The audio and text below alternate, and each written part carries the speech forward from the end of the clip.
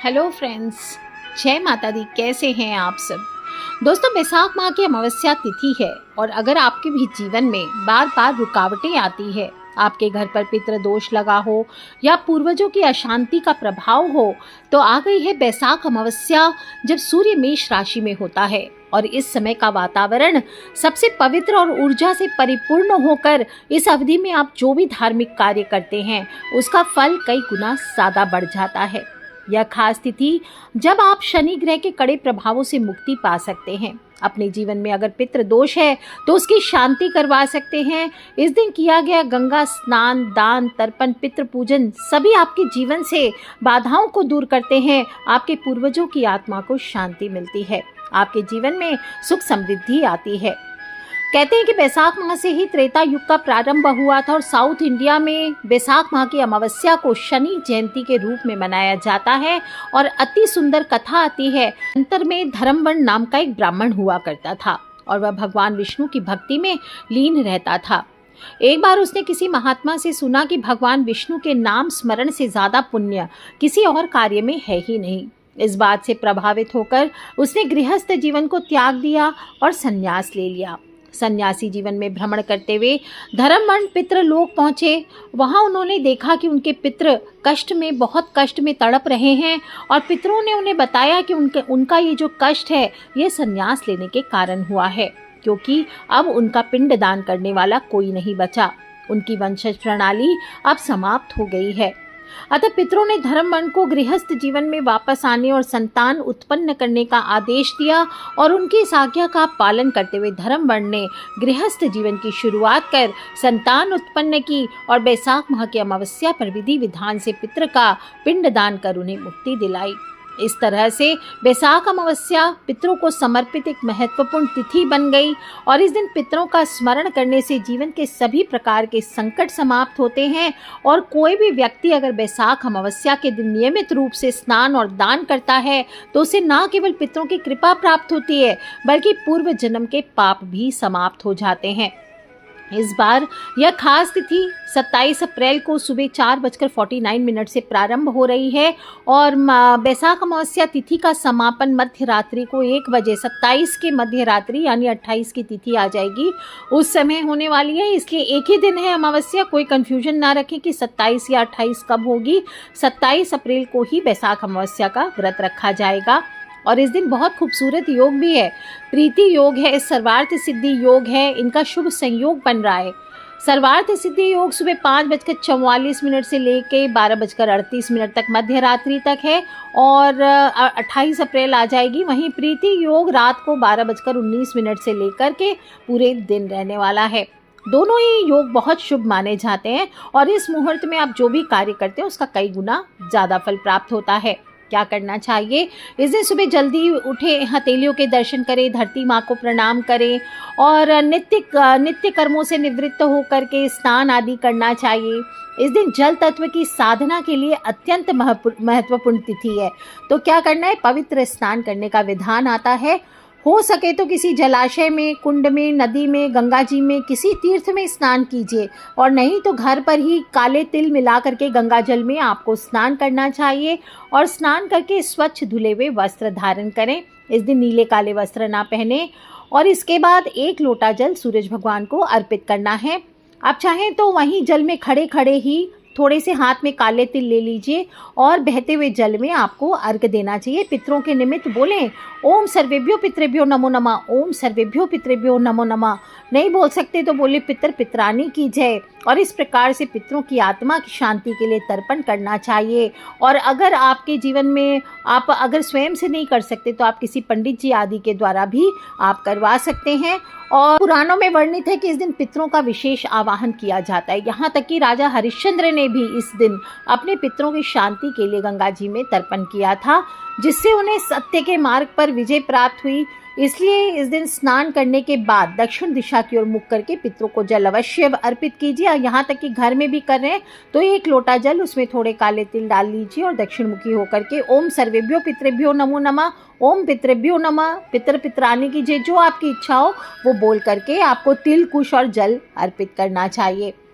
दोस्त, पितरों की शांति होती है, ग्रह दोष हो तो ग्रह दोष से मुक्ति मिलती है, काल सर्प दोष आदि से मुक्ति के लिए भी आज के दिन उपाय किए जाते हैं।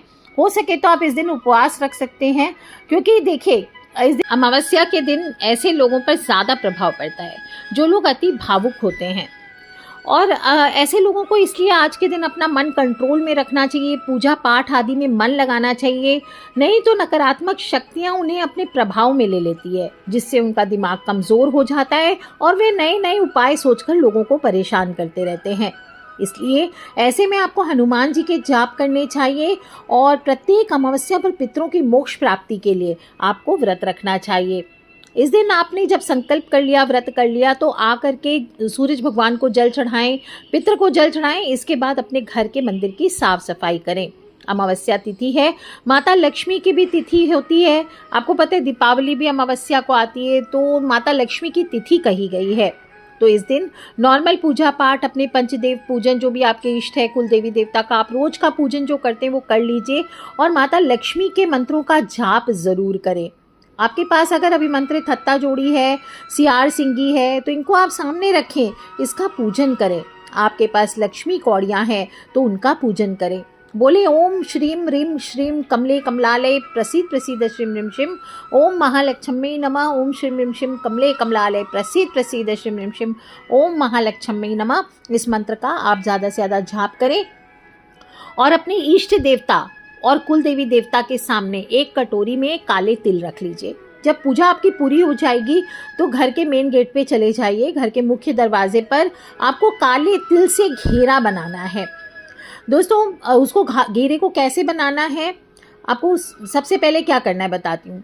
अमावस्या के दिन आप ये सुबह भी कर सकते हैं और शाम को भी कर सकते हैं।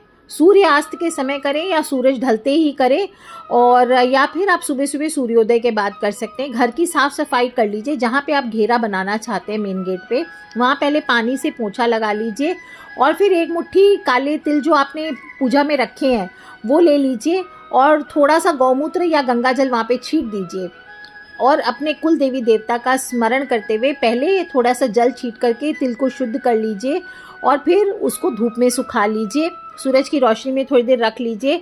अब कटोरी में रखे हुए तिल से हाथ जोड़कर, दोनों हाथ जोड़कर प्रार्थना करें, हे परम शक्ति, इस तिल रक्षा घेरा से मेरे घर की रक्षा करना, नकारात्मकता को दूर करें, सुख शांति बनाए रखें। और इसके बाद घर के मुख्य द्वार के ठीक बाहर जमीन पर जहाँ पे आपने सफाई की है वहाँ पर तिल से आधा चक्र यानी अर्धवृत्त जो कहते हैं, सेमी सर्कल या पूरा सर्कल भी बना सकते हैं, 360 डिग्री का घेरा बनाना चाहिए ताकि कोई भी व्यक्ति दरवाजे के सामने से ही होकर के जाए।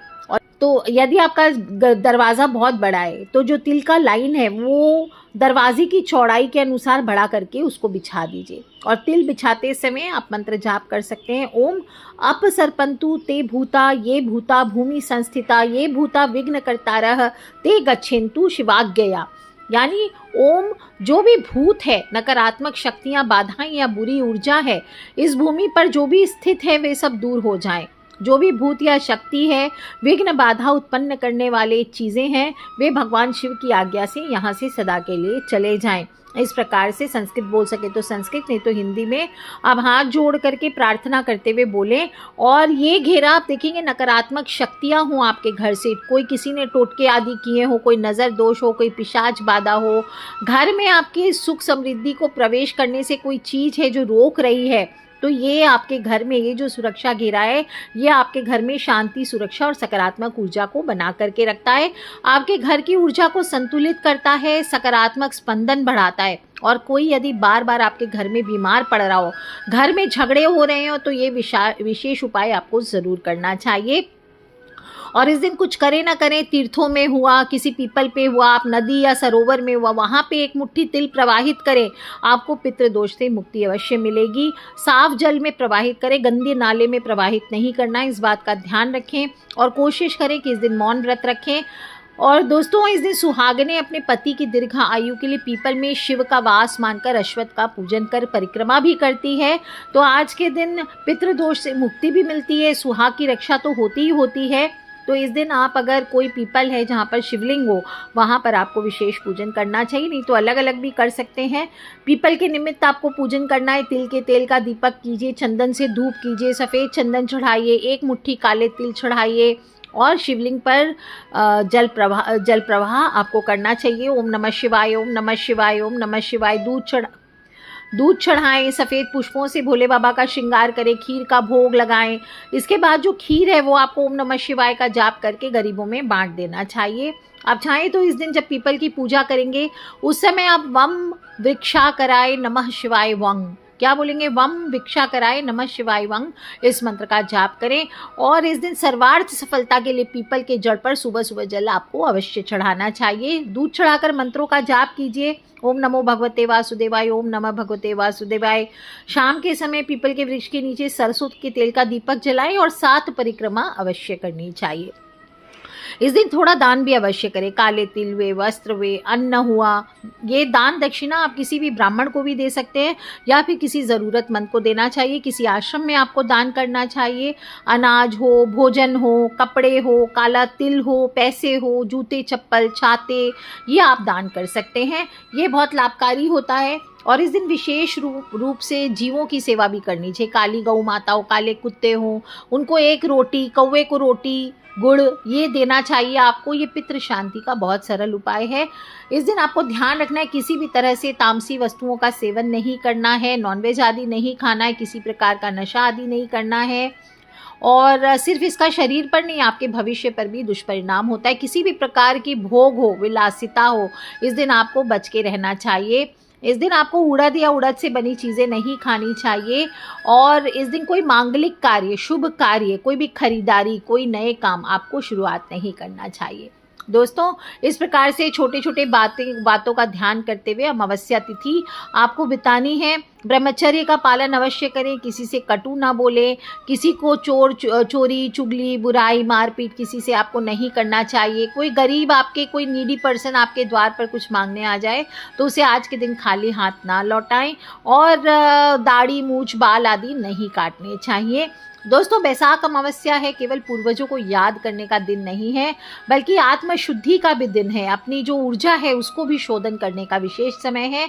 आपके सच्चे श्रद्धा, भाव और संकल्प से आपके जीवन में जो गांठें चल रही है वो सभी खुल सकती है। तो इस अमावस्या आप अपने पितरों को श्रद्धा से अवश्य याद करें और उनके निमित्त 1 लोटा जल दक्षिण मुखी होकर के अवश्य दीजिए। और तिल जो आप दरवाजे पर बिछाएंगे उसको आप अगले दिन मुट्ठी में ले करके आपको इसको जल में विसर्जित कर देना चाहिए या पीपल के नीचे छोड़ देना है, किसी खाली ज़मीन पर डाल सकते हैं।